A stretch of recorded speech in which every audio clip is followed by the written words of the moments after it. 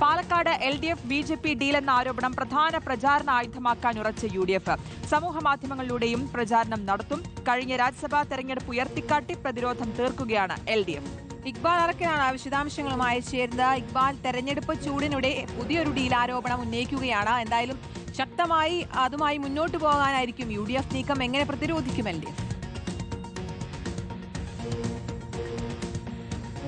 ഈ പാലക്കാട് തെരഞ്ഞെടുപ്പ് നടക്കുമ്പോൾ എല്ലാ കാലത്തും കണ്ടിട്ടുള്ളതാണ്, എല്ലാ മുന്നണികൾക്കും ചർച്ച ചെയ്യാൻ എന്തെങ്കിലും ഒരു വിഷയം കിട്ടും.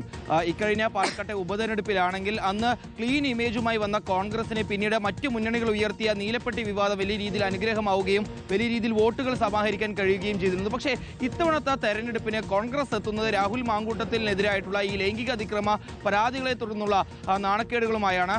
അവർക്ക് മുന്നിലേക്കാണ് ഇത്തരത്തിലൊരു ഡീൽ ആരോപണം രക്ഷയായി വന്നിട്ടുള്ളത്. LDFും BJPയും തമ്മിൽ ഡീലുണ്ട് എന്നുള്ള മുതിർന്ന കോൺഗ്രസ് നേതാക്കളുടെ ആരോപണം അത് പരമാവധി തന്നെ പ്രചരിപ്പിക്കാനാണ് പാലക്കാട്ടെ കോൺഗ്രസ് നേതാക്കളുടെയും ഇവിടുത്തെ UDF കമ്മിറ്റികളുടെയും തീരുമാനം.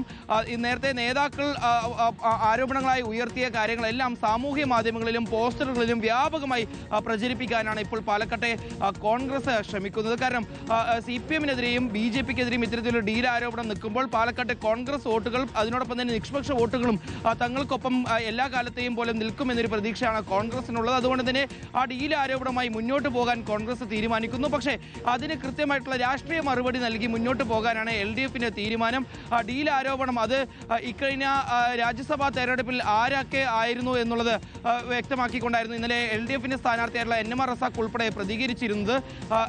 രാജ്യസഭാ തെരഞ്ഞെടുപ്പിൽ കോൺഗ്രസ് BJP-ക്ക് അനുകൂലമായുള്ള തീരുമാനങ്ങളും വോട്ടും ചെയ്യുന്ന ഒരു സ്ഥിതി ഉണ്ടാകുന്നു. മറ്റ് പലയിടങ്ങളിലും ഇത്തരത്തിലൊരു തീരുമാനം ഈ കോൺഗ്രസും BJPയും തമ്മിലുണ്ട്. അപ്പോൾ ഡീൽ യഥാർത്ഥത്തിൽ അവർ തമ്മിലാണ് എന്ന രീതിയിലുള്ള രാഷ്ട്രീയ മറുപടി NMR റസാഖ് ഉൾപ്പെടെ നൽകുന്നു. ഇന്നലെ മുഖ്യമന്ത്രി തന്നെ ഇത്തരത്തിലുള്ള പാലക്കാട്ടെ LDF BJP ഡീൽ എന്നുള്ള ആരോപണങ്ങൾക്ക് മറുപടി നൽകുന്ന ഒരു സാഹചര്യമുണ്ട്. പക്ഷേ BJP ഈ ഡീലുമായി ബന്ധപ്പെട്ടുള്ള കാര്യത്തിൽ കൃത്യമായിട്ടുള്ളൊരു മറുപടി അല്ലെങ്കിൽ നൽകണ്ട എന്നുള്ള നീക്കമാണ്. ഇന്നലെ പ്രശാന്ത് ശിവൻ കാര്യമായിട്ടുള്ളൊരു പ്രതികരണം നടത്തിയിരുന്നു. അദ്ദേഹം പറഞ്ഞിരുന്നത് യഥാർത്ഥത്തിൽ പാലക്കാട് ഈ തദ്ദേശ തെരഞ്ഞെടുപ്പിൽ ഉൾപ്പെടെ പരസ്യമായി പല നേതാക്കളും രംഗത്ത് വന്ന് കോൺഗ്രസും ലീഗും CPM-ഉം എല്ലാം ഒരുമിച്ച് നിന്നാലേ BJP-യെ തോൽപ്പിക്കാനും മാറ്റി നിർത്താനും കഴിയുകയുള്ളൂ എന്ന് പറഞ്ഞുകൊണ്ട് പരസ്യമായി ഈ ഡീലുകളുടെ ചർച്ചകൾ ജനങ്ങൾക്ക് മുമ്പിൽ സംസാരിക്കുകയും വ്യക്തമാക്കുകയും ചെയ്തതാണ്.